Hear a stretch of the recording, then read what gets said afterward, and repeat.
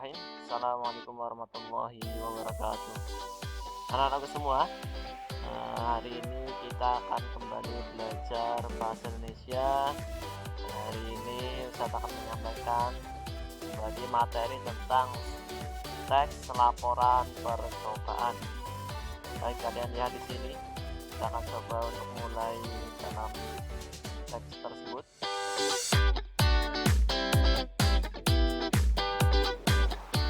Nah, ini adalah mengenai teks laporan percobaan.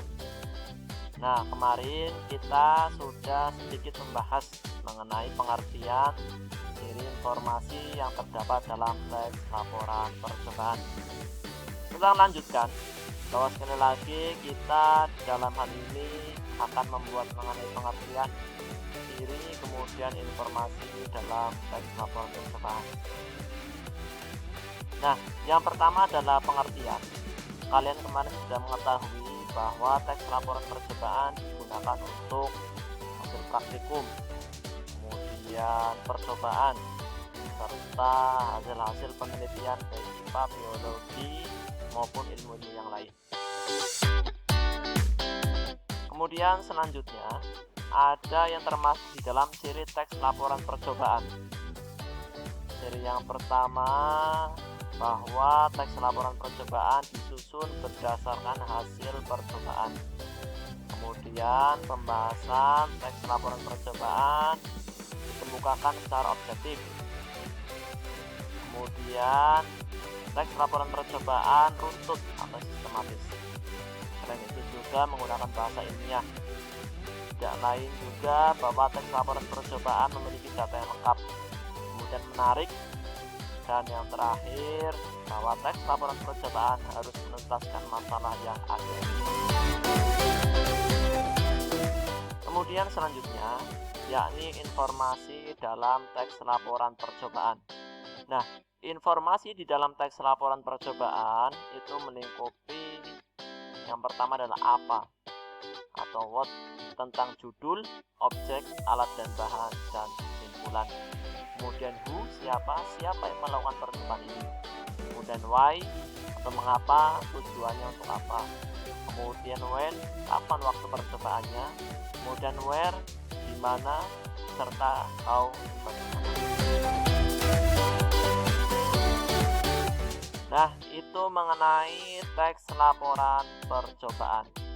Dari anak-anakku semua, pernahkah ada yang berpikir atau menanyakan, kenapa yang di dalam buku Erlangga dan BSE itu berbeda mengenai struktur di dalam teks laporan percobaan?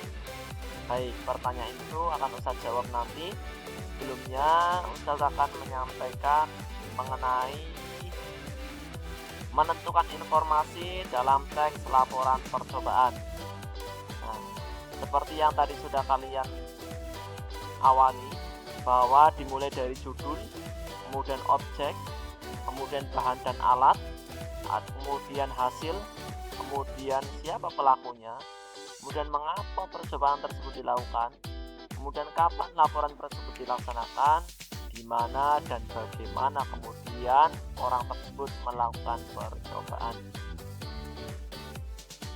Baik, selanjutnya anak-anakku semua, yang tidak kalah penting yakni menyimpulkan informasi yang di dalam teks laporan percobaan. Ini cara-caranya anak-anakku. Yang pertama, kalian baca dengan saksama laporan percobaan tersebut. Kemudian catat setiap informasi yang terdapat dalam laporan.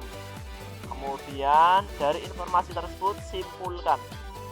Dan yang terakhir, pilih kosakata yang baku dan susun dengan kalimat mudah.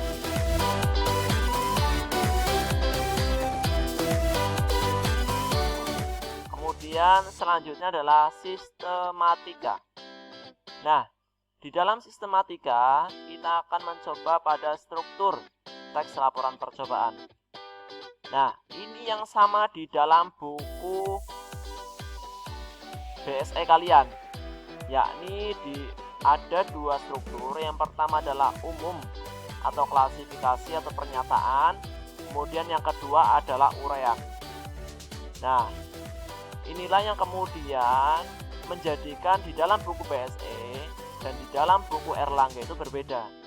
Umum maksudnya apa?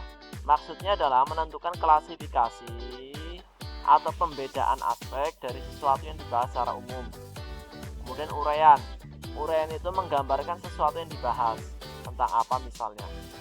Misalnya klasifikasi umumnya kalian akan meneliti tentang zat yang berbahaya bagi tubuh. Uraiannya adalah zat-zat apa saja yang kemudian berbahaya.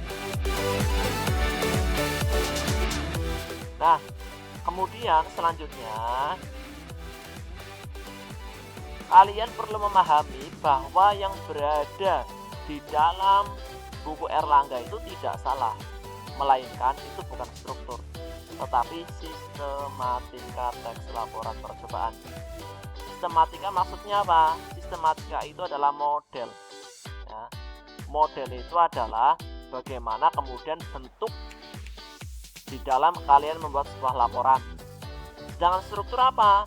Struktur itu adalah bagian wajib yang harus kalian adakan di dalam laporan tersebut. Ini seperti yang di buku Erlangga, ada judul, objek, pelaku percobaan, tempat, tujuan, bahan dan alat, langkah, hasil laporan, simpulan, dan daftar pustaka. Nah, itu saja untuk pertemuan kita hari ini. Kita akan lanjutkan besok mengenai kaidah kebahasaan teks laporan percobaan. Jangan lupa tetap semangat dan teruslah belajar di masa-masa pandemi. Semoga Allah senantiasa memberikan yang terbaik untuk antum semua. Syukron. Assalamualaikum.